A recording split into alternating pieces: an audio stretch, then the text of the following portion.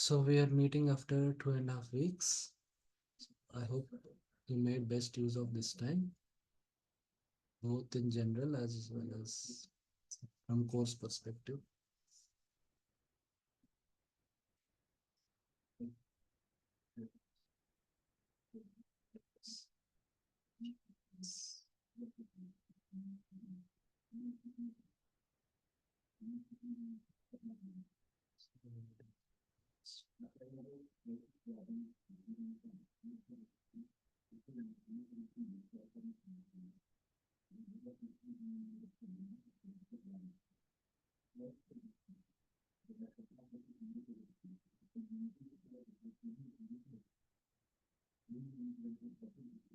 Okay. Yeah, in general, must have gone somewhere, yatra and all, because it is Karthik. Okay. Today we'll start the second unit of Bhagavad Gita, which is 7 to 12 chapters. We saw in the first to six chapters, it is basically centered around Karma Yoga. It is more focused on what is the knowledge of Atma and Paramatma and the means to realize it. So, if one does Nishkama Karma, then one will slowly, gradually realize the Atma, the knowledge of Atma. One will understand how the Prakriti is only acting, we are not the doer. So, that we see in fifth chapter, like that. And Paramatma knowledge is also described to some extent in fifth and sixth chapters. And the means to realize it, Dhyana Yoga, that is also there. Now, in 7th to 12th chapter, the focus shifts to Bhagavan, the knowledge of Bhagavan. As such, in the sixth chapter, last verse, no? Yoginam api sarvesham mat gatena antaratmanah shraddhavan mat. So, means Krishna is referring to himself. So that verse is the seed of the Bhagavad Gita, which is going to get of Bhakti Yoga, which is going to expand in the next 8 chapters and in the next 6 chapters. Sorry. So there is no. So in 7 to 12 chapters, we study what is the knowledge of Bhagavan and the means to realize it, which is Bhakti Yoga. So both we are going to study. The seventh chapter mainly focuses on the knowledge of Bhagavan. It's not just what is knowledge of Bhagavan, but what is the nature of that knowledge, how to achieve it, who can achieve it, who cannot achieve it. If you don't achieve it, what are the effects, like that. And eighth chapter is attainment of Bhagavan, especially at the time of death. And ninth chapter is the process of bhakti, so the various aspects of Bhakti Yoga, the unique characteristics of Bhakti Yoga, all that are discussed in the ninth chapter. In 10th chapter, remembering Krishna in the world while working in the world. So that is talked about. 11th chapter is about Vishwarup. And 12th chapter is the qualities of devotees. This is in summary what each chapter discusses about.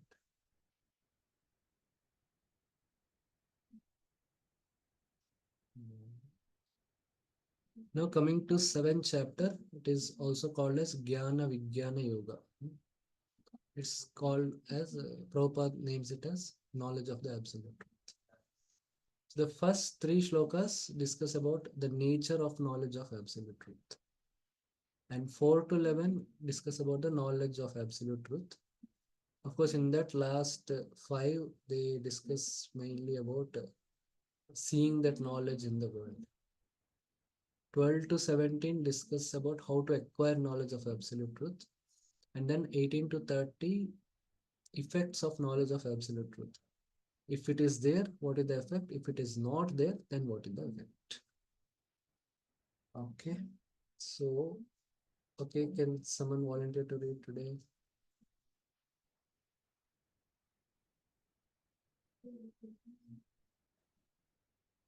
Okay, yes, thank you. Yes, so you can recite after me. श्रीभगवानुवाच श्रीभगवानुवाच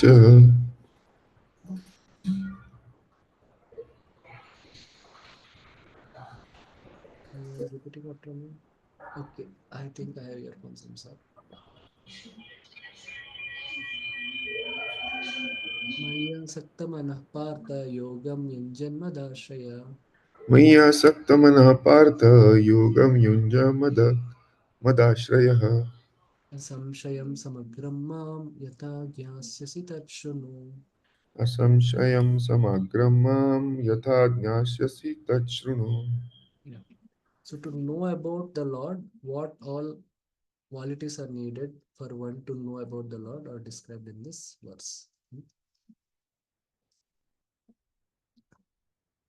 Okay, the translation is the Supreme Personality of Godhead said, now hear, O son of Pritha, how by practicing yoga and full consciousness of me, with mind attached to me, you can know me in full, free from doubt.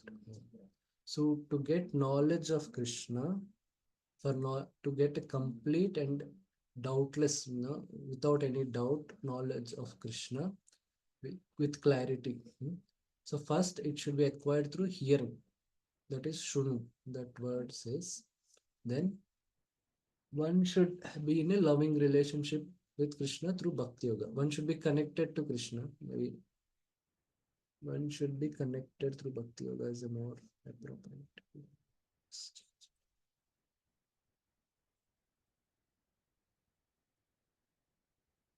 One should be connected through Bhakti Yoga.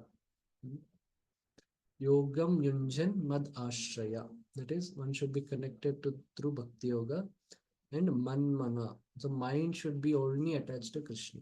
Our Acharya translated as mind should be only attached to Krishna. So if these three are there, then one will get a complete knowledge of Krishna and doubtless. Again, complete means it's not like you cannot know Krishna in full because Krishna is unlimited.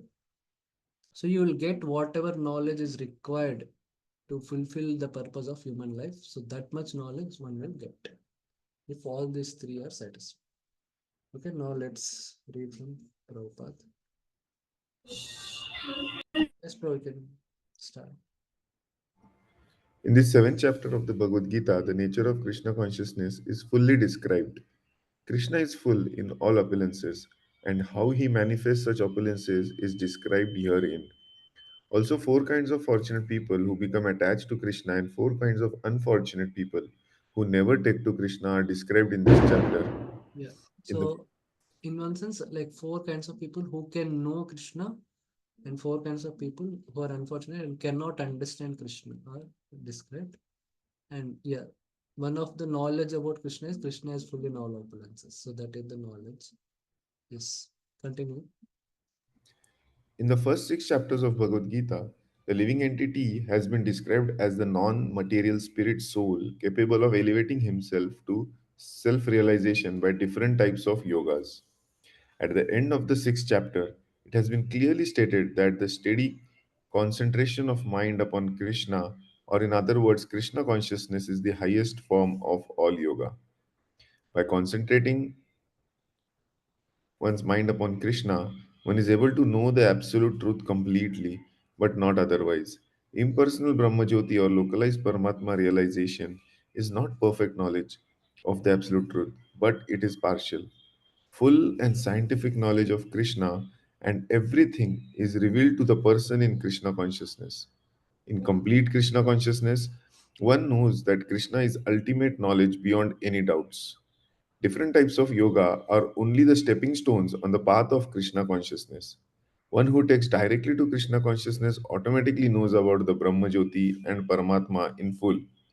By practicing of Krishna conscious yoga, one can know everything in full, namely the absolute truth, the living entities, the material nature, and their manifestations with paraphernalia. Yeah. So yes, so Brahman and Paramatma, they are the partial manifestation. This thing we have also studied in Upanishad. So they are not complete manifestations of absolute truth because in Brahman only the Sat potency and Paramatma the Sat and Chit potency, but in Bhagavan all the Sat, Chit and Anand potency. So in that way, uh, by connecting to Bhagavan feature of the absolute truth, one can know get complete knowledge of the absolute truth. So yeah. Yes, next. One should therefore begin yoga practice as directed in the last verse of the sixth chapter. Concentration of the mind upon Krishna, the Supreme, is made possible by prescribed devotional service in nine different forms, of which Shravanam is the first and most important. The Lord therefore says to Arjuna, Tat Shrunu, hear from me. No one can be greater authority than Krishna, and therefore, by hearing from him, one receives the greatest opportunity to become a perfectly Krishna conscious person. One has therefore to learn from Krishna directly or from pure devotee of Krishna and not from a non devotee upstart puffed up with academic education. So now Prabhupada will focus on hearing, about the process of hearing, etc., and whom to hear and not. Yeah. So one important thing is we should hear from the authority, not not anyone else. This thing we have studied in Ishopanishad, the importance of Shabda Pranam. Yes. Yes. Continue. In Srimad Bhagavatam, this process of understanding Krishna, the Supreme Personality of Godhead, the Absolute Truth, is described in the second chapter of the first canto as follows. श्रवतां स्वकथः Krishna पुण्यश्रवणकीर्तना हृदयन्तस्थो हि अभद्राणि विदुनोति सुहृत्सतां नष्टप्रायेषु अभद्रेषु नित्यं भागवत सेवया यत् भगवति उत्तमश्लोके भक्तिर्भवति नैष्टिकी तदा राजस्तमो भावा कामलोभादयश्च ये चेत एतैरनाविद्धं स्थितं सत्त्वे प्रसीदति एवं प्रसन्नमनसो भगवद्भक्तियोगतः भगवत्तत्त्वविज्ञानं मुक्तसङ्गस्य जायते भिद्यन् भिद्यते हृदय ग्रन्थिश्छिद्यन्ते सर्वसंशया क्षीयन्ते चास्य कर्माणि दृष्टेवा मनि दृष्ट एवात्मनीश्वरे to hear from Krishna, to hear about Krishna from Vedic literatures, or to hear from him directly through the Bhagavad Gita is itself righteous activity. And for one who hears about Krishna, Lord Krishna, who is dwelling in everyone's heart, acts as a best wishing friend and purifies the devotee who constantly engages in hearing of him. In this way, a devotee Just naturally develops. yeah. So okay. So first, so by hearing Krishna in the heart purifies the heart of the anarthas. So this is the first thing. Maybe- Okay. Next, you can do. In this way, a devotee naturally develops his dormant transcendental knowledge. As he hears more about Krishna from Bhagavatam and from the devotees, he becomes fixed in devotional service of the Lord. By development of devotional service, one becomes freed from the modes of passion and ignorance, and thus material lusts and avarice are diminished. Yeah. So then, so in that way, uh, one big so as there are less and less obstacles, so one becomes more and more determined. Mm. So as one sees that no, he's being purified of material desires, distractions, and all. While executing devotional service, he gets more and more confidence on the path of devotional service. And devotional service also becomes more easy and more fulfilling in that way. So that way he becomes naishtiki, bhaktir bhavati naishtiki. And the tada rajas tamo bhava. So they are freed, is freed from those things. Yes, next.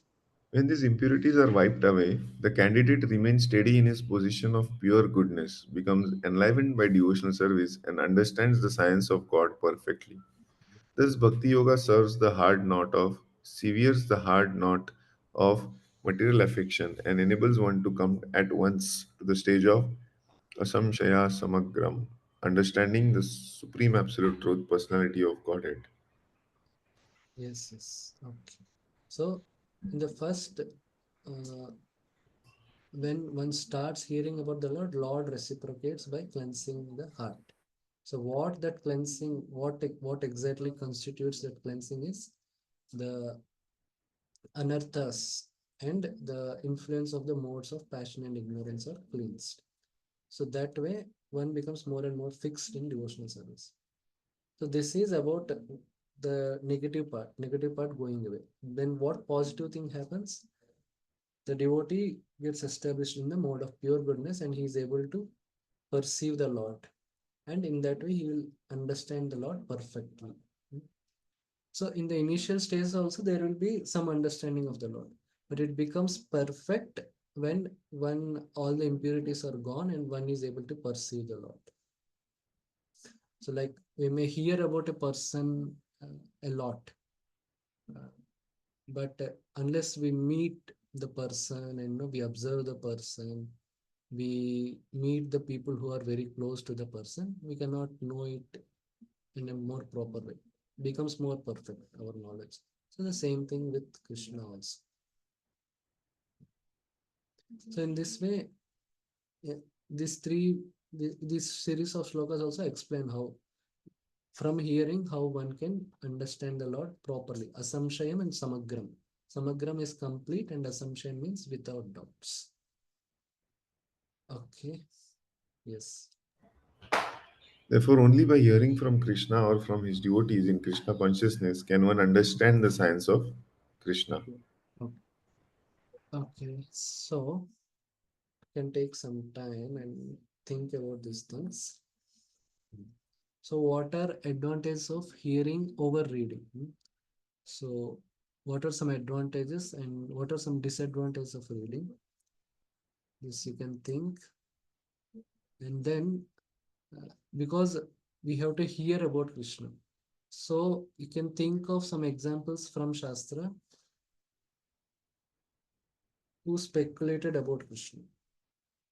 Means they spoke about Krishna not based on Shastra or not based on hearing. You'll get examples from Mahabharata especially, and mention some devotees from Shastra who misunderstood Krishna or who accused Krishna. They are in some way they are devotees, or you can say Krishna or Krishna's devotees.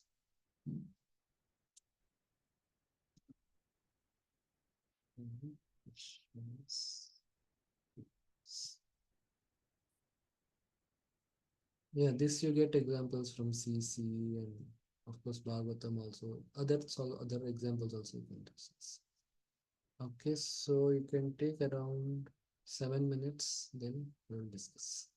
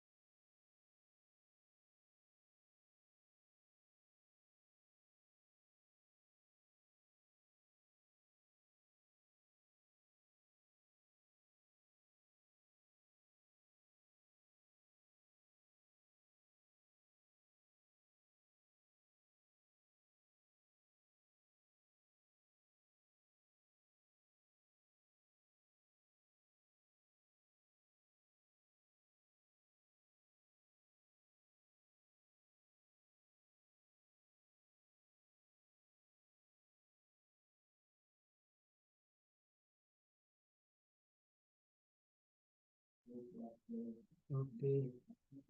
Okay, so for the first question, yes, Yashas Prabhu can answer. Okay, just a minute. Hare Krishna Prabhuji. Yes. Yes, Prabhuji. My voice is clear? Yes, yes, yes. Yes, Prabhuji. So what is the advantage of hearing over the reading?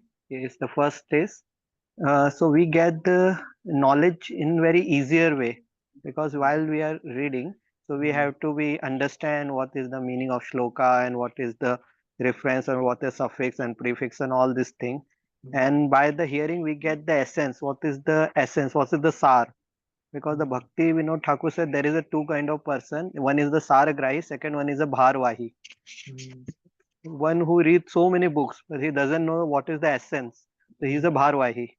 So while when we are hearing, so we get the essence and it's reduce our time, because okay. if we read so many shastras and then we practice, Yes, it's yes. take too much time. Okay, Dipaji. yes. Okay. Yeah, it is more easier to understand. Okay. Next. Yes, Sundari Subhadra Mataji. Hare Krishna Prabhuji.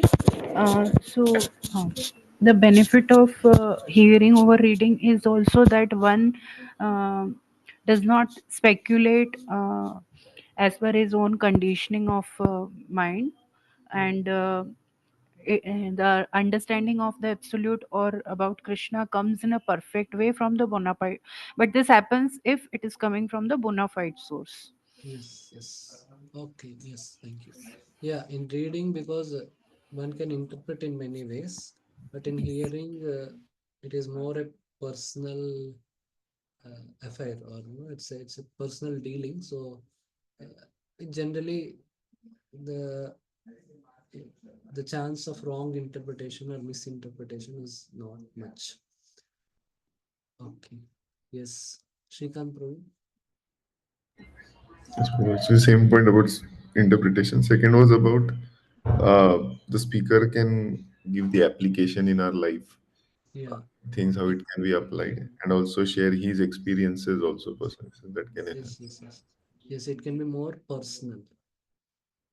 We can see from the conversation between Yasdev and Narad Muni. He gives a very personalized guidance and the appropriate way he presents. If you Hare see Krishna also, Prabhuji. yes, yes, bro. Sorry, sir. Please continue. No, no, you can tell. We memorize when we hear, we're Mm, easily able to memorize it and recollect it. yes, yes. Yes, it is easy because it is told also in a very personal way, in a relatable way. So that is there.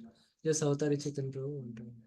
Yes, Prabhu. Prabhu, one thing you have already covered, that is hearing can be more interactive. The Mm, other thing is very practical, that in all circumstances reading may not be possible. For example, if a person is sick, if we are traveling, then reading is not possible, but hearing is possible even in those circumstances. yes, yes. Okay. Yes, thank you. Okay, thank you. So, yes. In fact, initially we should start with hearing, and through hearing, we may also understand, we'll slowly understand how to read Shastra. And then we can also read Shastra.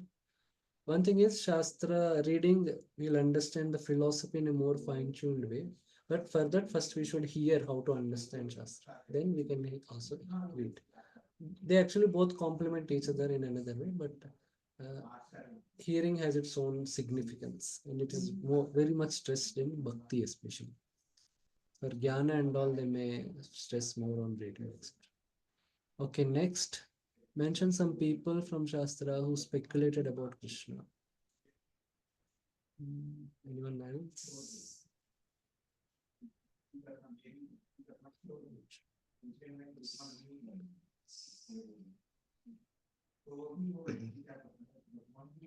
Okay, yes, Shrikant Pro.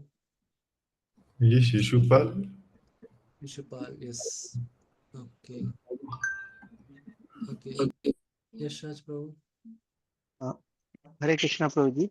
Mm, So one example is from Ramayana and one example is from Mahabharata. mm, So actually, Krishna did so many miracles in the front of Duryodhan, but he thinks that Krishna is just a magician, is not a god. So okay, he yes. just speculating. His speculation about the god is different. Yeah. And the same thing is with the Ravan, Mm, because he know कि, Rama, the Vishnu is come to kill him, will come to kill him, but he think Rama is just an ordinary Vanvasi man. mm, okay. Yes, Avatari Chetan Pro. Prabhu, from Bhagavatam, we have Indra, we have Lord Brahma, who Okay. speculated about Krishna. Yes, yes, yes. Very good. Thank you, Pro. Yeah, they are also appropriate. So we see that when one lacks uh, the connection to Krishna through Bhakti Yoga. So there is a very great chance that one speculates about Krishna. One cannot understand. Okay, Yashraj Bro wants to add something? Yes, Priji. Can we take the example of the Pondrak Vasudev who is acting Hmm. like Krishna? Okay, yes, yes, yes. Fine. That is also fine. Thank you. Okay. Now for the third question, mention some devotees from Shastra who misunderstood Krishna or Krishna's devotees. Yes, Sundari Subhadra Mataji want to answer. Prabhuji, Uddhav was a scholar of Shastra, but Okay. when he was Mm, sent to Vrindavan mm, and he heard it from the gopis, he was mm, considering gopis that they don't understand like how to mm, uh, mm, attain that stage of renunciation. But mm, when he actually heard the bhakti mm, yoga philosophy from gopis, mm. he actually understood what actually bhakti is, Yeah. and thus he Okay. also understood Yes, yes, krishna yes. better. Yeah, yeah. Yes. Okay. That's a nice example. Yes, I think I need to confirm, but Uddhava also has, I think, some element of Jnana Mishra contamination. So, yes. Okay, next. Okay, Yashraj Bro. Hare Krishna Prabhuji. Hmm. So Chitraketu Maharaj, Yes. because he was misunderstood by the Parvati Mata. Yeah. He was And Prabhuji, misunderstood and he misunderstood Shiva in a little way. yeah. Ah, And Prabhuji, one more example is the Pundrik Vidya Nidhi. Okay, okay. Yeah. Okay.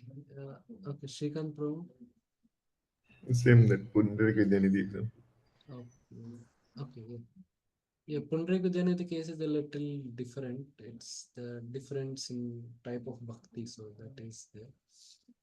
But Chitraketu is little appropriate.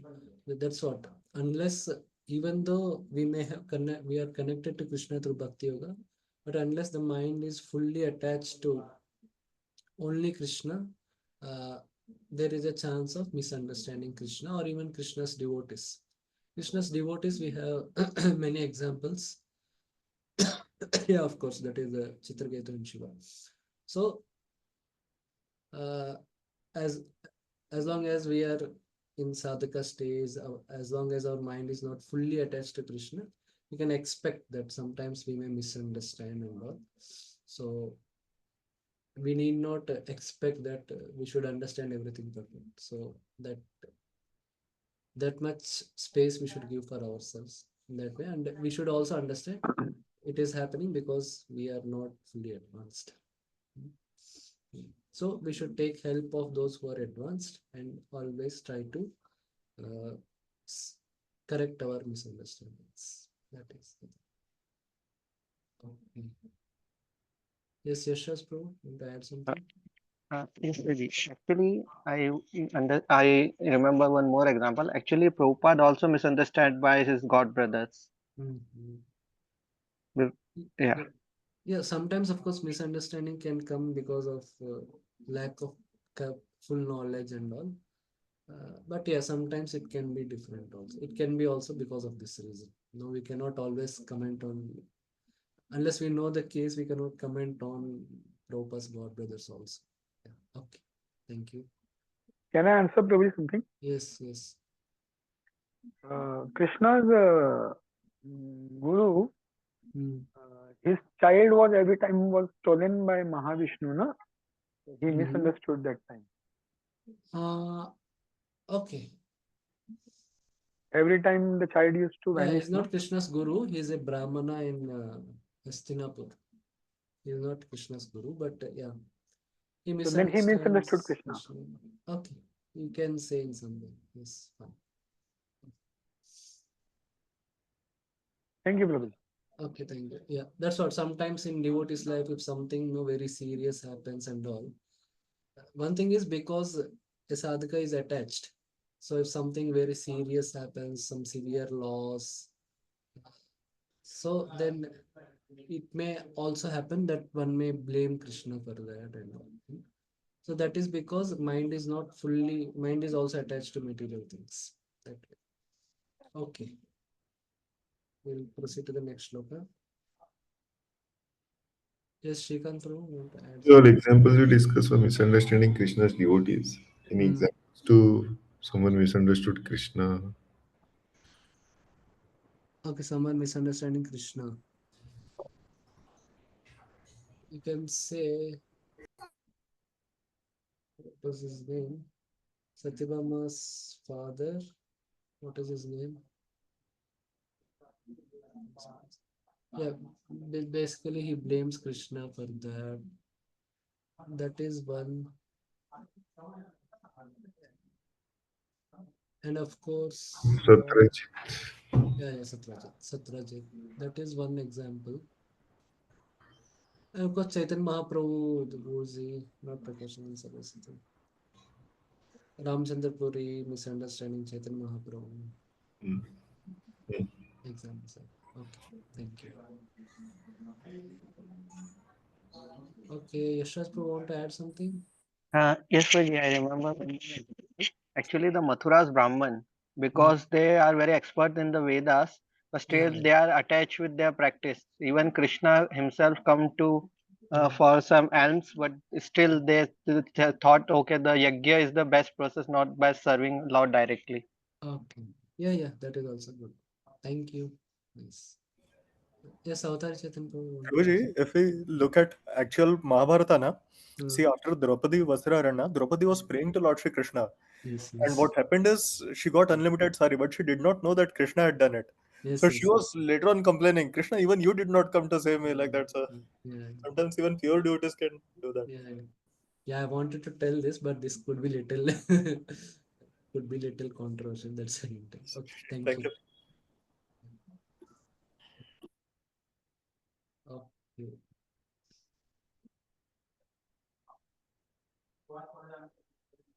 Okay, we'll proceed to the second shloka.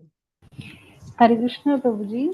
Yes. Prabhuji, we often do this thing. I mean, we always say that we should not complain, Hmm. but we also do this. Like while we have a personal talk with our, deities, or Hmm. we Hmm. talk with Krishna, we do complain. Although we know that, philosophically, we know that everything that is happening is for the betterment of my being, and Hmm. everything is planned and all karma is coming. We know everything, but still we Hmm. have this tendency. We do pray also, we also complain, Yeah. See. knowing that we should not do it. We do Hmm. it. Hmm. So, how we see this? See, one thing is we should not. Recently, I was reading one book by Shura Maharaj, Sankalpa Kaumudi. So in that, see, Sorry, bro, your see voice Krishna. is very low. Okay. In a book written by Shura Maharaj, its name is Sankalpa Kaumudi. Now it is better, Yes, yes, or Prabhuji. is it better now? Yes, Prabhuji. Okay. So in that book, Maharaj writes that see the it is the quality of an Uttam Adhikari to see Krishna in everything, and one should not imitate it.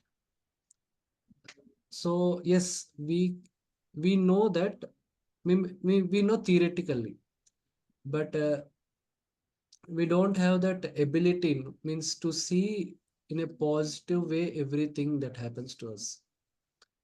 So it is that way better to see, if we can see positive things, we can attribute it to Krishna always. But if there are some negative things, then better we can attribute it to karma, or some, what you can say, some immediate cause. Because if some bad person is there and he did something bad to us, it is because of him. So so there are three ways to attribute something. One is evil, another is free will. Free will is karma, evil is because there are evil people in the world, and third is God's will. So We need not always beat our head, that because we are a devotee, we should see everything, Krishna is causing to us like that. It's not always needed. Yeah. So that way it help. Like it is told, uh, even if you, what is that? You may not be grateful for every situation, but you can be grateful in every situation. So this thing Radhanath Maharaj told when during pandemic. So we may not be, we may not, it may not be able to make sense of the pandemic why it is, but we can be grateful that we are still able to get association of devotees through online, and we're able to practice devotional service. So for that we can be grateful. Okay, does it help? Yes, Prabhuji. That is what, like, gratitude always helps. Yes. Mm, Thank you, Prabhuji. mm, mm. Okay, next shloka will go. ज्ञानं तेहं सविज्ञानम् इदं वक्ष्यामि अशेषता ज्ञानं तेऽहं सविज्ञानम् इदं वक्ष्यामि अशेषतः। यज्ञात्वा नेह भूयोऽन्यस् ज्ञातव्यम् अवशिष्यते। यज्ञात्वा नेह भूयोऽन्यच् ज्ञात्वा ज्ञात ज्ञातव्यम् ज्ञातव्यम् अवशिष्यते। अवशिष्यते। I shall now declare unto you in full this knowledge, both phenomenal and numinous. This being known, nothing further shall remain for you to know. So, phenomenal means Krishna in relation to the material world, and numinous means the personal knowledge about Krishna. That Prabhupada explains, and we will also discuss it then. Yes, Prabhupada, you can read the purport. Complete knowledge includes knowledge of the phenomenal world, the spirit behind it, and the source of both of them. This is transcendental knowledge. The Lord wants to explain the above mentioned system of knowledge because Arjuna is Krishna's confidential devotee and friend. In the beginning of the fourth chapter, this explanation was given by the Lord, and it is again confirmed here. Complete knowledge can be achieved only by a devotee of the Lord in disciplic succession directly from the Lord. Therefore, one should be intelligent enough to know the source of all knowledge, who is the cause of all causes and the only object for meditation in all types of yoga practice. When the cause of all causes becomes known, then everything knowable becomes known and nothing remains unknown. The Vedas, Mukunda Upanishad 1.1.3 says that Kasminu Bhagavo Vidnyate Sarvam Idam Vidnyatam Bhavatiti, said from the Okay. perspective of Yeah, the so yeah, so it is told that there is nothing further shall remain for you to know. So it's not like if somebody knows about Krishna or somebody becomes an advanced devotee or a pure devotee of Krishna, it doesn't mean that he knows everything. So it doesn't mean that no, he knows how to fly an aeroplane, or it doesn't mean that no, he can predict who will win the US election. So it doesn't mean that. So the perspective of the goal of human life is to achieve perfection of life. So whatever is needed, he knows. So if he knows Krishna, he knows that much, that thing, that way.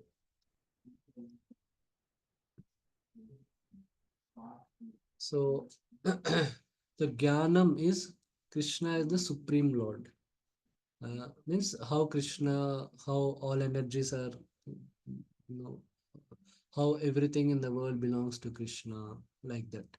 So, like no, how Isha Vashamidam Sarvam. We in the next few shlokas we'll study that. So that is Jnanam. And Vijnana means Krishna's form, Krishna's qualities, Krishna's pastimes, and Krishna's devotees. So this is Vijnana.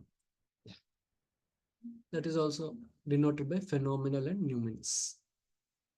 So these are the two aspects of the knowledge of God or knowledge of Krishna. Okay. Now, in the next shloka, Krishna explains about the rarity of this knowledge of Krishna.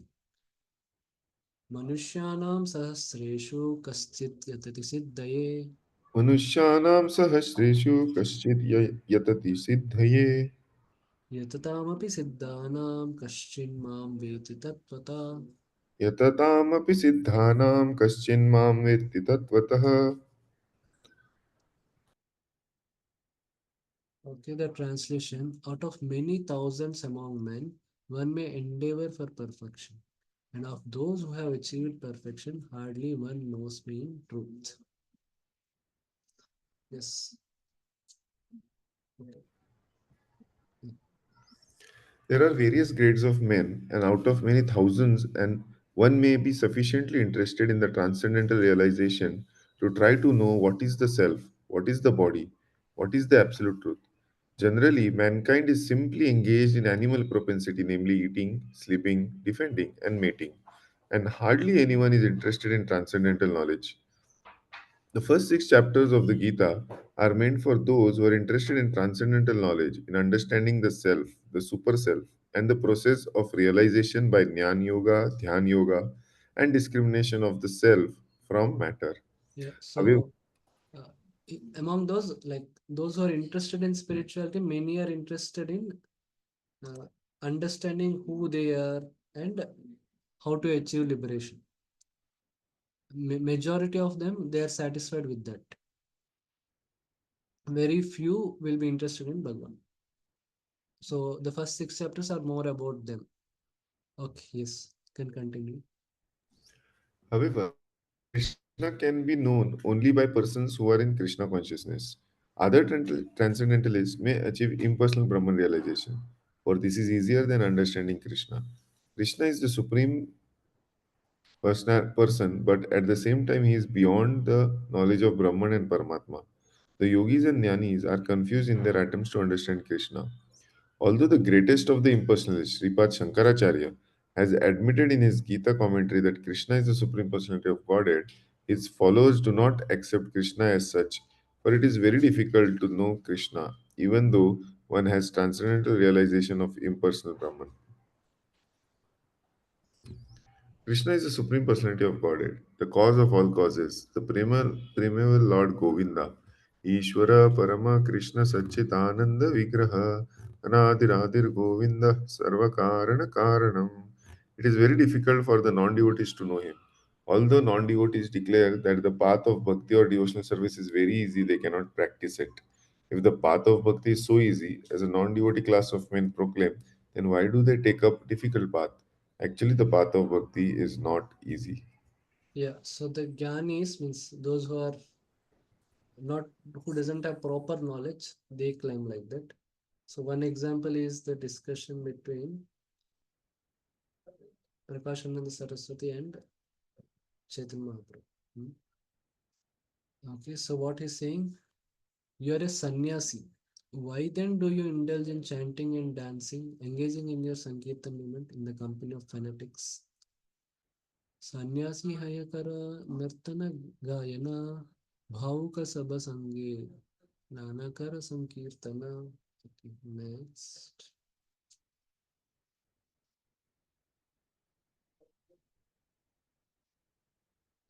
Vedanta patana dhyana sannyasira dharma taha chadi kara kene bhaukera karma. Meditation and the study of Vedanta are the sole duties of a sannyasi. Why do you abandon these to dance with fanatics? He's telling them bhauk means sentimental also. प्रभावे देखिए तुम साक्षात नारायण हीना चर करे कीना इति के कारना. You look as brilliant as if you are Narayan himself. Will you kindly explain the reason that you have adopted the behavior of lower class people? Okay, now Chaitanya Mahaprabhu replies. Okay. So this is an example of people, some kind of transcendentalists calling the knowledge of God is not so important and all. Okay, so yes, you can continue. The The so-called so-called the so-called path of bhakti practiced by unauthorized persons without knowledge of bhakti may be easy, but when it is practiced factually according to the rules and regulations, The speculative scholars and philosophers fall away from the path. Srila Rupa Goswami writes in the Bhakti Rasamrit Sindhu 1.2.101, Shruti Smriti Puranadi Pancharatra Vidim Vina Aikantiki Harer Bhaktir Upatayaiva Kalpate. Devotional service of the Lord that ignores the authorized Vedic literatures like the Upanishads, Puranas, and Narada Pancharatra is simply an unnecessary disturbance in society. It is not possible for a Brahman realized impersonalist or a Paramatma realized yogi to understand Krishna, the Supreme Personality of Godhead, as the son of Mother Yashoda or the charioteer of Arjuna. Even the great demigods are sometimes confused about Krishna. Muhyanti yat suryaha, mam tu veda na kaschana. No one knows me as I am, the Lord says. And if one does know him, then Sa Mahatma Sudurlabha. Such a great soul is very rare. Therefore, unless one practices devotional service to the Lord, one cannot know Krishna as he is, Tattvataha, even though one is a great scholar or philosopher. Only the pure devotees can know something of the inconceivable transcendental qualities in Krishna. His being the cause of all causes, his omnipotence and opulence, and his wealth, fame, strength, beauty, knowledge, and renunciation, because Krishna is benevolently inclined to his devotees. He is the last word in Brahman realization, and the devotees alone can realize him as he is. Therefore, it is said, Atah Shri Krishna Namadi na bhavet grayam indriya sevan mukehi jivadu swayam eva spuratyadaha. Chaitanya Charitamrita Madhya Lila 17.136. No one can understand Krishna as he is by the blunt material senses, but he reveals himself to the devotees, being pleased with them for their transcendental loving service unto him. Bhakti Rasamrit Sindhu 1.2.2 234. Yeah. So if we see, of course, if you we may be if we are staying in a very big community of devotees, we may think that no, there are many devotees. But if you see, if you take, let's say, in your company you're working or something, if you see like how many devotees are there, very very few, maybe one, two, whatever. You may be the only devotee, or perhaps like that. Or if you see all your relatives and no family relatives, both mother side, father side, all that, and you see how many devotees are there, then then also maybe very few. Hmm. So that way, yeah, being a devotee is very rare, and understanding Krishna as the supreme Lord is very rare. Like you also said example that even demigods maybe get bewildered, like Brahma Vimohan Leela and Govardhan Leela, etc. So this knowledge is very very rare of Krishna. So we should feel fortunate, and we should value it, and we should ensure that it remains safe, and we should really uh, make best take best advantage of it. Okay, so now Krishna describes that knowledge. What exactly is that knowledge? So first aspect is Lord as the source of inferior energy. Bhumirapo nalo vayu kammano buddhirev cha Bhumirapo nalo vayu kammano buddhirevacha. ahankara iti yamme binna prakritirashtata. Ahankara iti yamme bhinna prakritirashtada. The translation: earth, water, fire, air, ether, mind, intelligence, and false ego. Altogether, these constitute my separated material energies. The first five are gross, and the last three are subtle. Yes, you can read the purport. The science of God analyzes the constitutional position of God and his diverse energies. Material nature is called Prakriti, or the energy of the Lord in his different Purusha incarnation, expansions, as described in Sattvat Tantra. Okay, you can read. Vishnustu trini rupani Purushakyani ato vidu ekam tu mahat mahata So, shrastri Shastir Divi Dvitiyam Tva Andasamstitam Triyam Sarvabhutastam Tani Jnatva Vimuchyate. For material creation, Lord Krishna's plenary expansions assume three Vishnus. The first one, Mahavishnu, creates the total material energy known as Mahat Tattva. The second, Garbhodakshaya Vishnu, enters into all the universes to create diversities in each of them. And third, the Shirodakshaya Vishnu is diffused as the all pervading super soul in all the universes and is known as Paramatma. He is present even within the atoms. Anyone who knows this, three Vishnus can be liberated from material entanglement. Mm.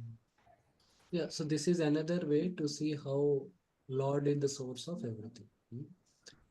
The first one is means the current one which you are going, it's in a little different analysis. This is then another type of analysis. How all the three Vishnus originate from Krishna. In that way, Krishna is the source of everything. But now we are studying little different. But of course, Prabhupada is quoting to support the. Yes, you can continue.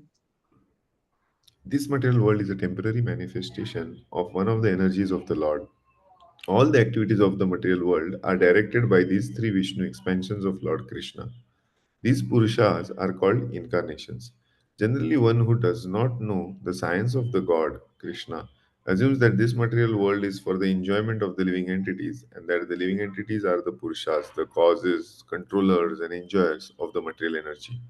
According to the Bhagavad Gita, this atheistic conclusion is false. In the verse under discussion, it is stated that Krishna is the original cause of the material manifestation. Srimad Bhagavatam also confirms this. The ingredients of the material manifestations are the separated energies of the Lord.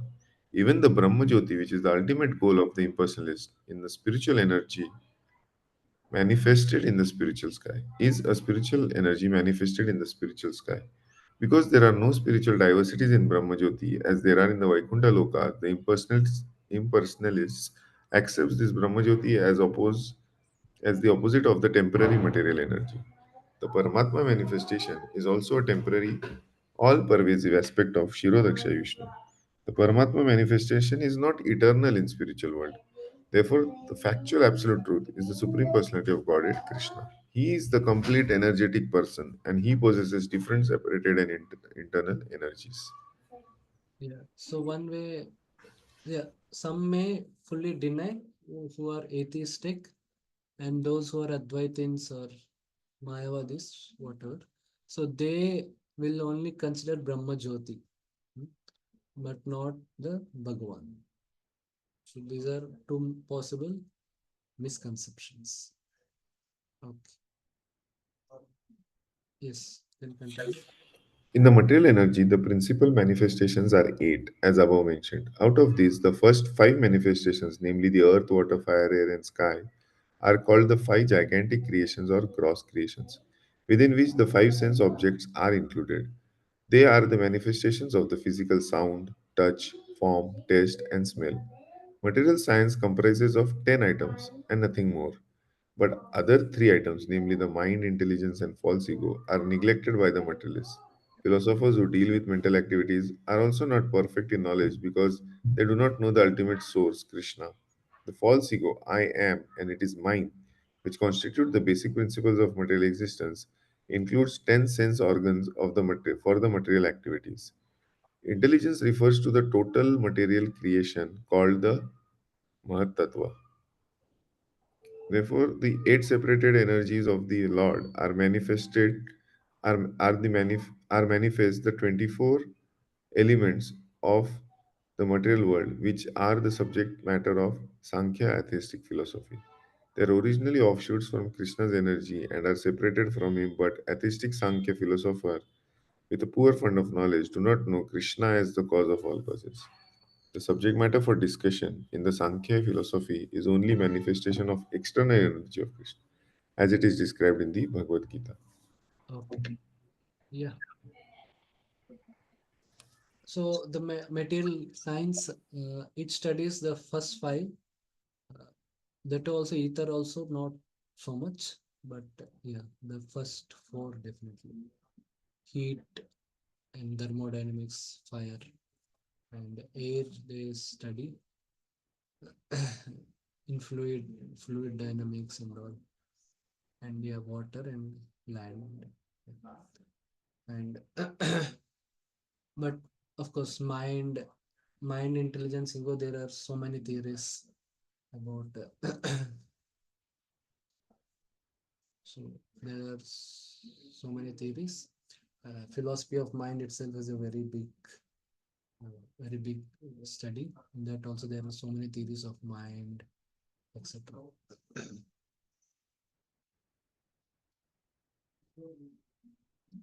But because their knowledge is not, they're not taking that knowledge from Krishna, they are speculating.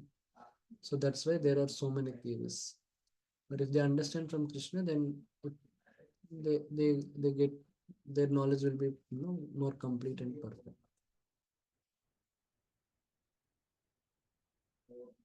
So yeah, because this, if you take earth, water, fire, air, ether, so they have the five sense objects.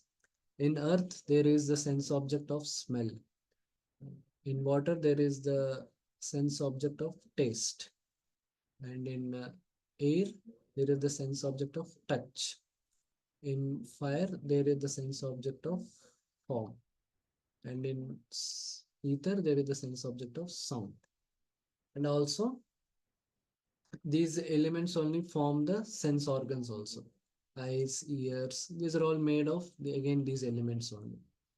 And both the uh, working senses as well as the sensory senses, means the knowledge acquiring senses as well as the working senses, all both are formed. So that way 10 plus 5 sense objects plus these 8, so that makes it 23 plus Krishna as the origin of all. Yeah, so 24, 23. So the atheistic Sankhya doesn't consider Krishna as the origin. They only go till Mahatattva, but the theistic, they consider also Krishna. That is the difference.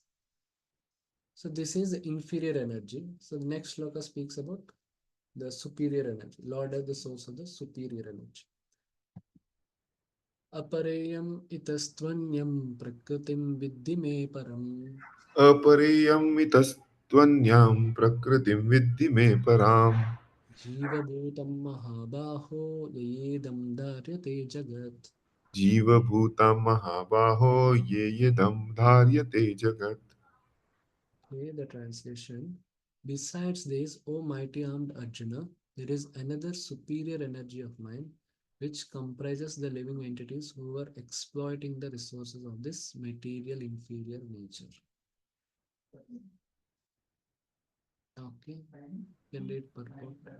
Here it is clearly mentioned that the living entities belong to the superior nature or energy of Supreme Lord.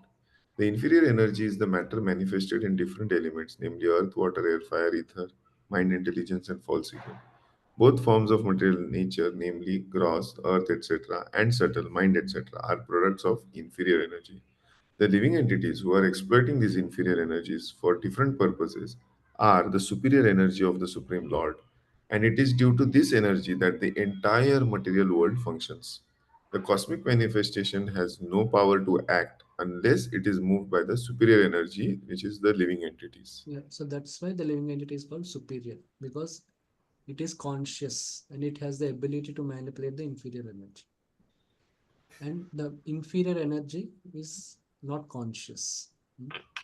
Even the so-called AI and all, it acquires consciousness because of the it is given it is made to appear conscious because of the interference by the living entity, manipulation by the living entity. But actually, it is not conscious. So yeah, this you can contain energies are Energies are all sorry. Hmm. Energies are always controlled by the energetic, and therefore the living entities are always controlled by the Lord. They have no independent existence. They are never equally powerful as unintelligent men think. The distinction between the living entity and the Lord is described in Srimad Bhagavatam, 10th canto 87th chapter 30th verse, as follows. अपरिमितध्रुवस्तनुभृतो यदि सर्वगतास्तारी न शास्यति नियमो ध्रुवनेत्रः नेतरथः अजनी च यन्मयं तत् अविमुच्य नियन्त्र भवेत् समम् अनुजानतं यत् अमतं मत दुष्टतया. O Supreme Eternal, if the embodied living entities were eternal and all pervading like you, then they would not be under your control. But if the living entities are accepted as minute energies of your Lordship, then they are at once subject to your supreme control. Therefore, real liberation entails surrender by the living entities to your control, and that surrender will make them happy. In that constitutional position, one can only can they be controllers. Therefore, men with limited knowledge who advocate the monistic theory that God and the living entities are equal in all respects are actually guided by faulty and polluted opinion. Yeah. So,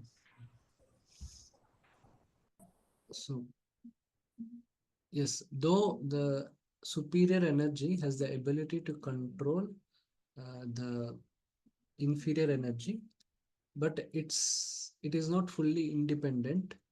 That ability is given by Krishna only, and the ultimately the control of the inferior energy rests with Krishna, not the jivatmas. So, so this, so what Prabhupada is saying, only in that constitutional position only they can be controllers. Means they can actually control. Means if they accept the laws of God and they actually control, then only their control will have some effect. If they're acting against the God, then automatically they'll be set right. So so that is the thing.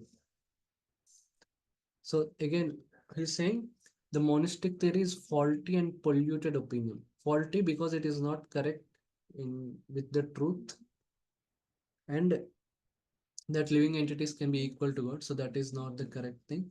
And it is polluted because they want to remain independent of God. So that is because they're envious of God, you can say. So that's why it is a polluted opinion. Yes, can continue. The Supreme Lord Krishna is the only controller, and all living entities are controlled by him. These living entities are his superior energy because the quality of their existence is one and the same with the Supreme. But they are never equal to the Lord in quantity of power. While exploiting the gross and the subtle and inferior energy matter, the superior energy, that is the living entities, forgets his real spiritual mind and intelligence. This forgetfulness is due to the influence of the matter upon the living entity. But when the living entity becomes free from the influence of the illusory material energy, he attains the stage called mukti or liberation. The false ego, under the influence of material illusion, thinks, I am matter and material acquisitions are mine. This actual position is realized when he is liberated from all material ideas, including the conception of his becoming one in all respect with God. Therefore, one may conclude that the Gita confirms the living entity to be only one of the multi energies of Krishna. And when this energy is freed from the material contamination, it becomes fully Krishna conscious or liberated. So yeah, so the superior energy is influenced by the inferior energy, but when it becomes liberated, then actually it becomes independent of that influence, and it becomes it functions according to the will of the Supreme Lord. Yeah. So yeah. Okay. So now, yeah, Krishna concludes based on these two shlokas in the next shloka. एतद्योनीनि भूतानि सर्वाणि इति उपधारय एताद्योनीनि भूतानि सर्वाणि इति उपधारय अहं कृष्णस्य जगता प्रभव प्रलयस्तथा अहं कृत्स्नस्य जगतः प्रभवः प्रलयस्तथा. The translation, all created beings have their source in these two natures. Of all that is material and all that is spiritual in this world, know for certain that I am both the origin and the dissolution. So for both energies, Krishna is the origin and dissolution. Okay, yeah, you can read. Everything that exists is a product of matter and spirit.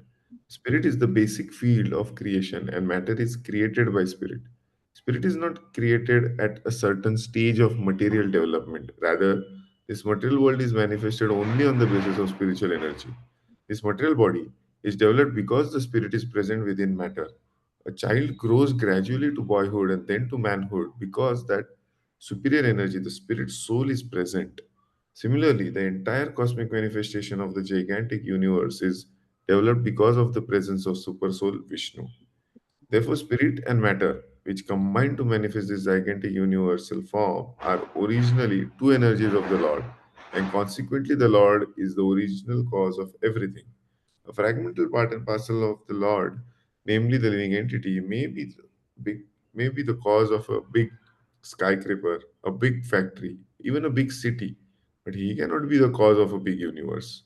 The cause of the big universe is the big soul or the super soul, and Krishna, the Supreme, is the cause of both the big and small souls.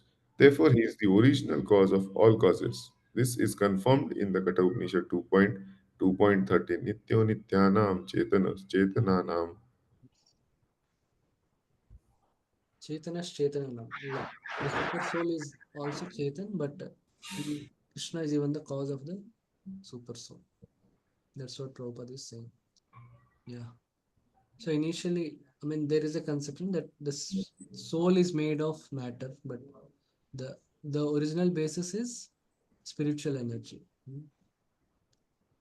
Only if they know that child is produced because of chemical reactions. Instead, if they only know that when this means the spiritual understanding behind human birth, so then they will understand how abortion is a criminal thing and all. So the recent one candidate in the US election, she wants to legalize abortion till birth. So that is because they don't know the spiritual concept behind human birth. Yeah. Means there is life even from the time of conception, but not life is created uh, just before the child takes birth, or it's not like that. Okay. So, okay, you can take around 5 minutes. So what you can do, you can look around and take some, no, around 10 entities, can be both living or non-living, maybe some flies or something, your other family members, whatever. You can see how they are created and eventually they get destroyed by the energies of the Lord. Suppose if you take example of this pen, so this pen is made of plastic. So plastic comes from crude oil, which is again, which is found in the earth, which is energy of the Lord. And again, the plastic is processed, like everything using the intelligence of the man, which is again energy of the Lord. And we write pen, we use it. Again, the intelligence is supplied by the Lord. And eventually the pen gets dried and then we throw it and eventually it gets consumed by fire or it slowly gets dissolved into chemicals, whatever. Again, fire is again an energy of the Lord. So, okay, you can take around 5 minutes and see some things and just try to meditate. We'll not discuss anything. You can just note down or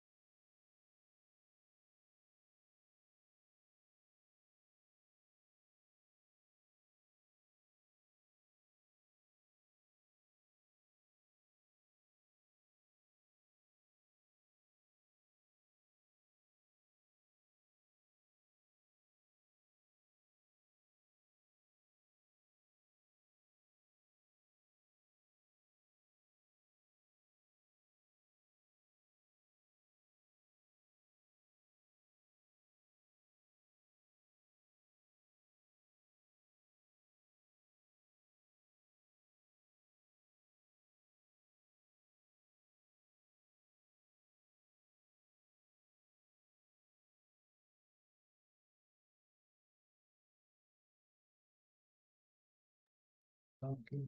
I hope you have done that exercise. This is now Krishna from the next few slokas. Krishna only spends on how Krishna is the origin of everything which we see around. Okay, from the next to next sloka. Now Krishna says Krishna is not just the origin of everything. In that way, Krishna is also superior to everything. Mattah parataram nanyat kinchidasti dhananjaya मत्तः परतरं नान्यत् किञ्चिदस्ति धनञ्जय मयि सर्वमिदं प्रोक्तं सूत्रे मणिगणा इव.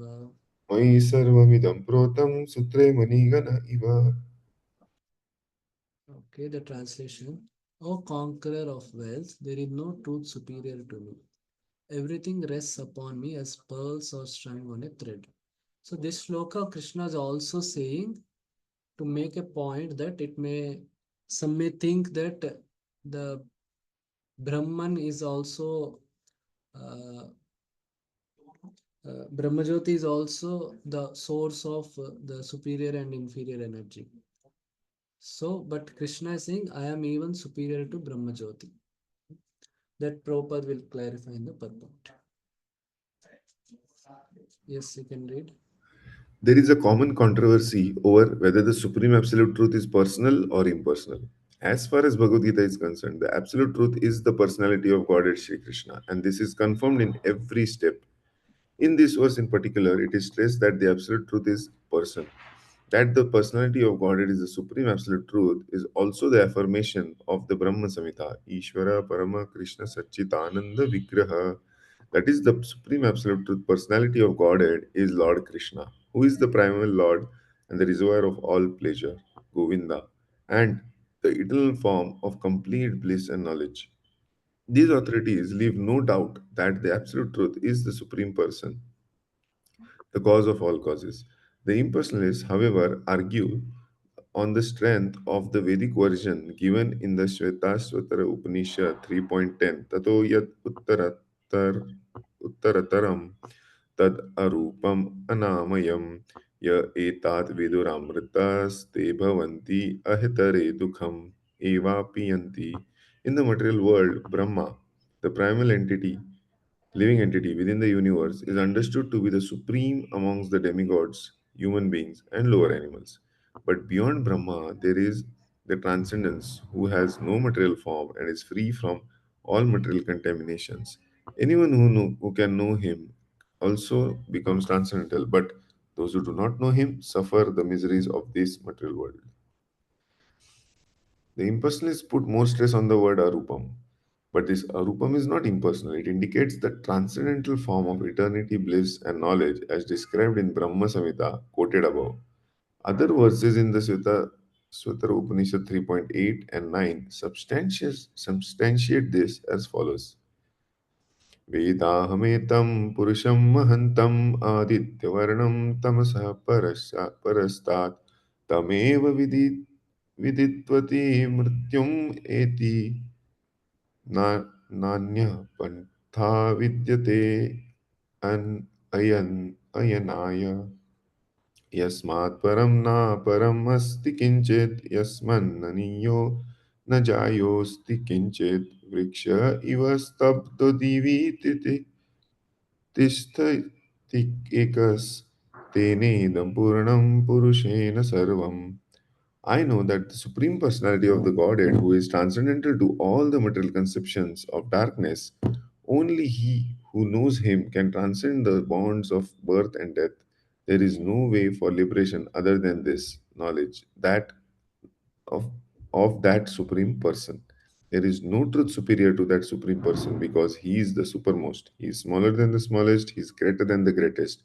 He is situated as a silent tree and He illumines the transcendental sky, and as a tree spreads its roots, He spreads His extensive energies.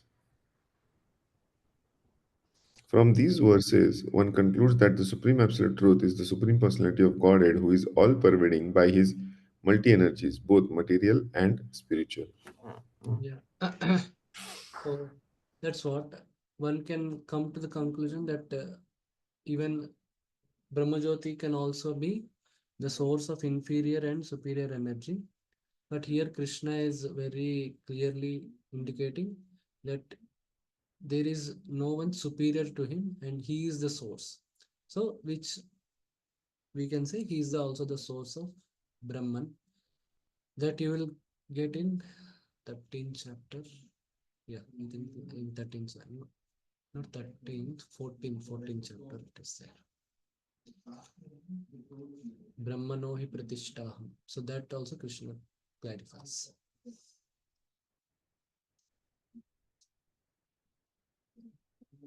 And here again, if you see how this is an example how Prabhupada is saying how the Mayavadis or the Advaitins they misinterpret this verse in Svetashvatara Upanishad.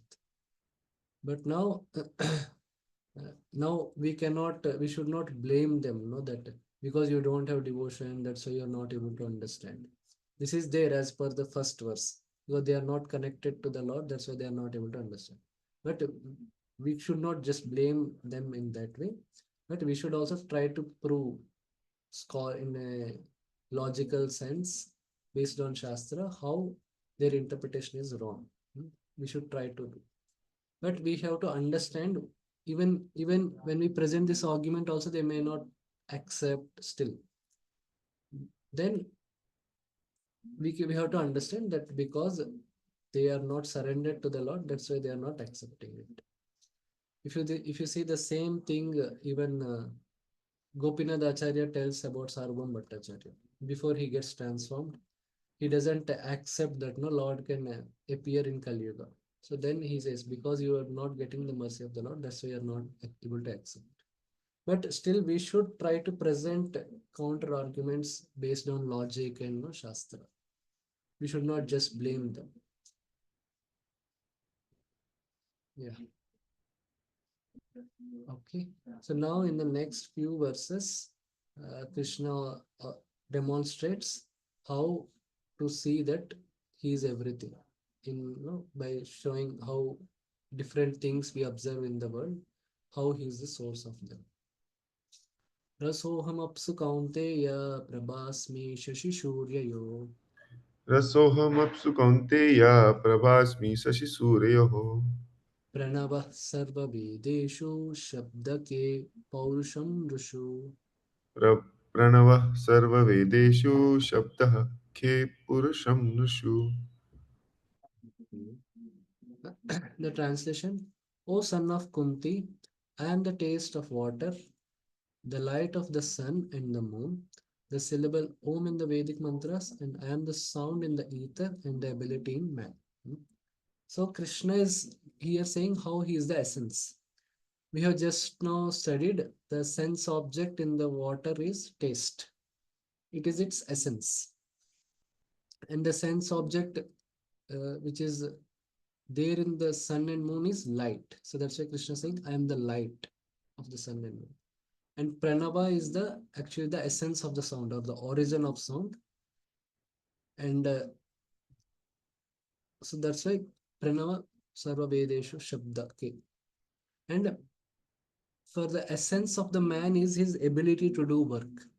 Because without work, man cannot maintain himself. So the ability to work is the essence in the man. So Krishna is saying, I am the origin of all this. I maintain all these things. Okay. Can read the purport. This verse explains how the Lord is all pervasive by his diverse material and spiritual energies. The Supreme Lord can be preliminarily perceived by his different energies, and in this way, he is realized impersonally. As the demigod in the sun is a person and is perceived by his all pervading energy, the sunshine, so the Lord, although in his eternal abode, is perceived by his all pervading diffusive energies. The taste of water is the active principle of water. No one likes to drink seawater because the pure taste of water is mixed with salt. Attraction of water depends on the purity of the taste, and this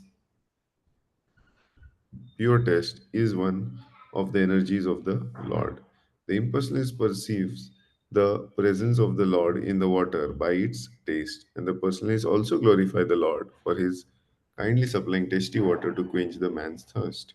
That is the way of perceiving the Supreme. Practically speaking, there is no conflict between personalism and impersonalism.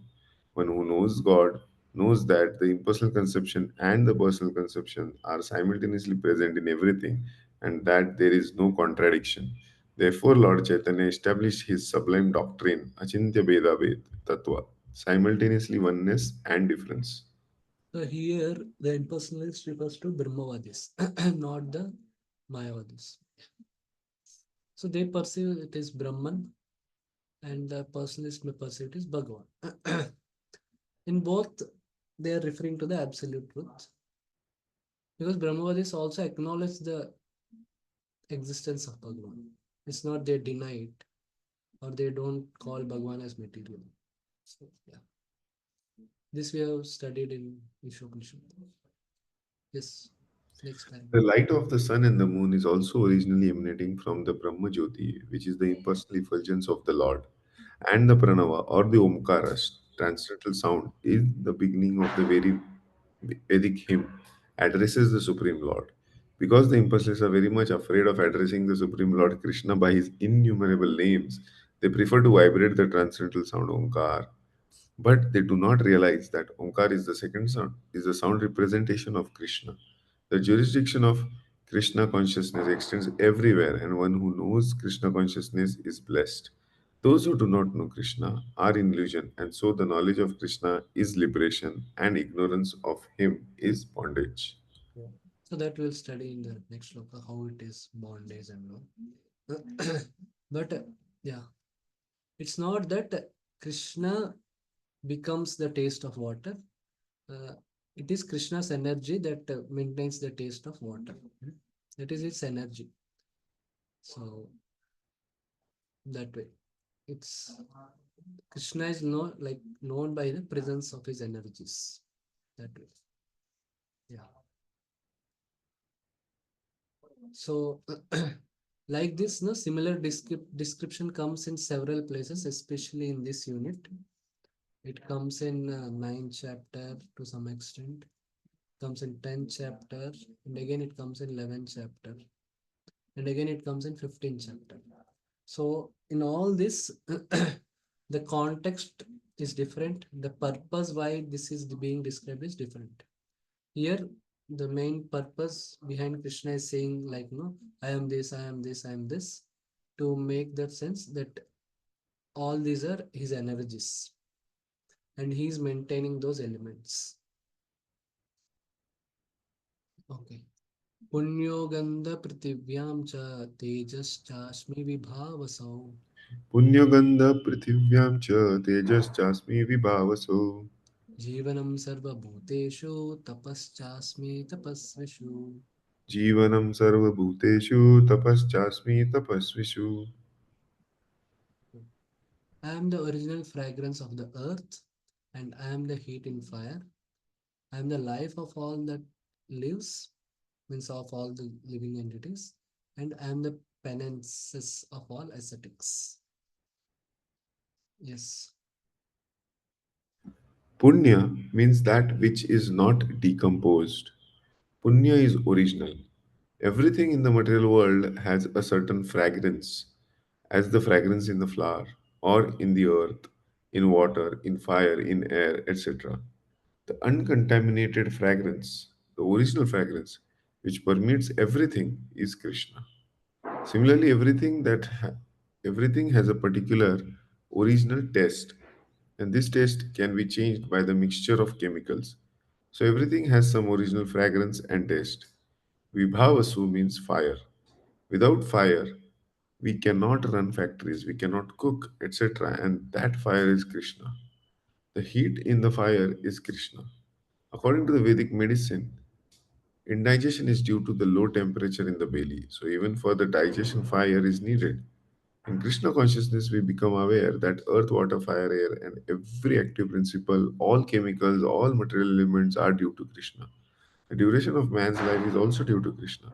Therefore, by the grace of Krishna, man can prolong his life or diminish it. So, Krishna consciousness is active in every sphere. Yeah. So, yeah, of course, now it is little difficult to experience original fragrances. Many things are synthesized and all, but yeah, the original fragrance comes from the earth. The flowers are produced from the earth.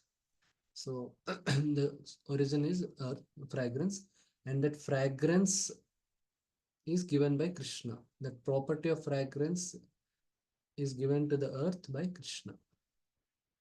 And I am the heat in fire. Again, fire has both heat and light. So here the focus is on heat. Prabhupada is explaining the heat helps in digestion and all. So that property of heat is given by Krishna to the fire. And the life means Krishna is present as the Paramatma. Or you can also say that Krishna, because of Krishna only Brahma could create the bodies and all. So that way. And I'm the penances. So for the ascetic, the main thing is penance, the ability to perform tapasya, like the ability to fast, the ability to uh, stay without, stay in cold, in hot, in heat, without covering anything. So this all ability, that is the main, what you can say, that is the bench, not the bench, that is the hallmark of a ascetic, the ability to perform penances, and that is given by Krishna. Of course, ascetics may be in the time of Krishna and Arjuna, they may be very much around, but now it is little rare, but yeah, still. Okay, now the third shloka again. Bijam mam sarva bhutanam viddhi partha sanatanam. बीजं मां सर्वभूतानां विद्धि पार्थ सनातनम् बुद्धिर्बुद्धिमतामस्मि तेजस तेजस्विनामहम्. बुद्धिर्बुद्धिमतामस्मि तेजस्तेजस्विनाम् अहम्. O son of Pruta, know that I am the original seed of all existences, the intelligence of the intelligent, and the prowess of all powerful men. Hmm? Yeah. Here, Tejas means the confidence to conquer and not to be conquered by others. Okay. Yeah. The purport. Bijam means seed. Krishna is the seed of everything. There are various living entities, movable and inert. Birds, beasts, men, and many other living creatures are moving living entities. Trees, plants, however, are inert. They cannot move, but only stand. Every entity is contained within the scope of the 84 lakh species of life. Some of them are moving, some of them are inert. In all cases, however, the seed of their life is Krishna. As stated in the Vedic literature, Taittiriya Upanishad 3.1.1 Yatova imani bhutani jayante. Brahman, or the Supreme Absolute Truth, is that from which everything is emanating. Krishna is Parabrahman, the Supreme Spirit. Brahman is impersonal and Paramatma is personal. Impersonal Brahman is situated in the personal aspect, that is stated in Bhagavad Gita 14.27 Brahmano hi pratishtha. Therefore, originally Krishna is the source of everything. He is the root. As the root of the tree maintains the whole tree, Krishna, being the original root of all living, all the things, maintains everything in this material manifestation. This is also confirmed in the Vedic literature, Katha Upanishad 2.2.30. Nityo nityanam chetanas chetananam eko bahunam yo vidadati kaman. He is the prime eternal among all eternals. He is the supreme living entity of all living entities, and He alone is maintaining all life. One cannot do anything without intelligence, and Krishna also says that He is the root of all intelligence. Unless a person is intelligent, he cannot understand the supreme personality of Godhead, Krishna. Yeah. So, yeah. The majority of the purport, Prabhupada focused on the first thing, Bijam Mam Sarva Bhutanam. So that Prabhupada explained with different Shastric references how Krishna gives the original seed. Yeah, Krishna actually as Garbhodakshai Vishnu injects the living entities into the Prakriti, and Brahma with help of Prakriti Prakriti, with help of Brahma, creates the bodies for the living entities. So that way, he's the Bijam, he's the original seed giving father. That comes again in 14th chapter. And Buddhir Buddhimatam Asmi. If you see all the modern gadgets, from laptops, smartphones, iPhones, and the AI chatbots, all these people think, no, those who create these, no, they are very intelligent, they're most intelligent. Now some more than scientists, techno engineers, software engineers, and no technocrats, these are more famous. So their intelligence is given by Krishna. So at the time of destiny and all, so based on their previous pious acts and their desires, Krishna only through Prakriti gave them that intelligence. It's not their father created their intelligence, or they themselves created that intelligence, etc. And Tejas Vinamaham, like those who compete, maybe you can say politicians compete in elections, or sports people compete, business people compete. So the confidence they feel, uh, you know the the confidence to conquer, or no, not to be conquered by others, so that is also again given by Krishna. Hmm. Again. Okay, next is the last shloka in the series.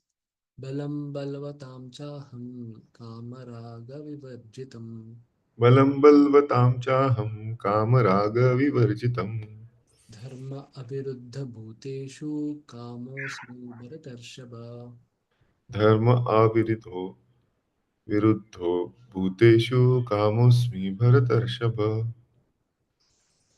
Okay, translation: I am the strength of the strong, devoid of passion and desire, and I am sex life which is not contrary to religious principles, O Lord of the Bharatas. Arjuna. Yeah. And- The strong man's strength should be applied to protect the weak and not for personal aggression. Similarly, the sex life according to religious principles, dharma, should be for the propagation of children, not otherwise. The responsibility of parent is then to make their offspring Krishna conscious. Mm. So dharma, no. Balam balvata chahu kama raga vivarjitam.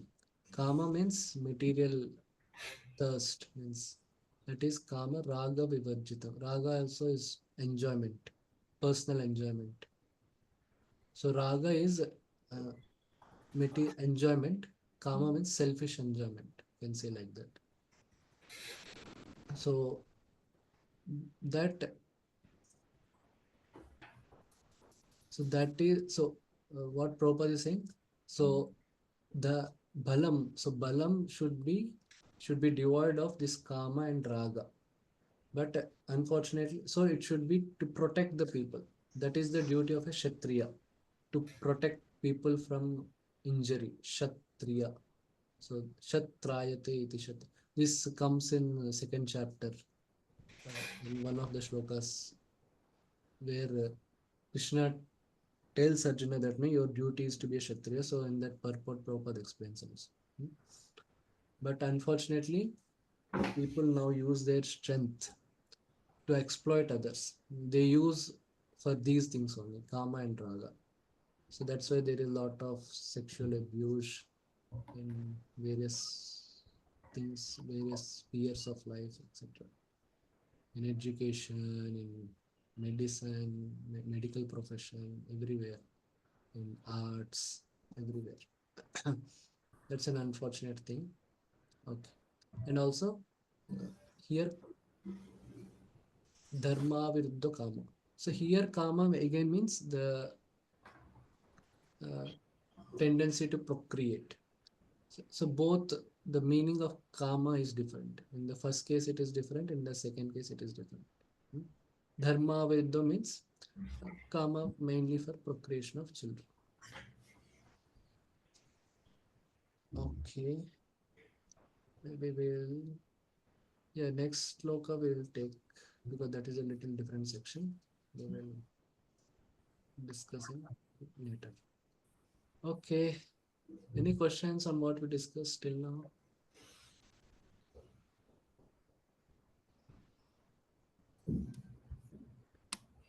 Okay, then we will stop. We'll continue in the next week. Okay. So, Srila Prabhupada ki jai, Srimad Bhagavad Gita ki jai.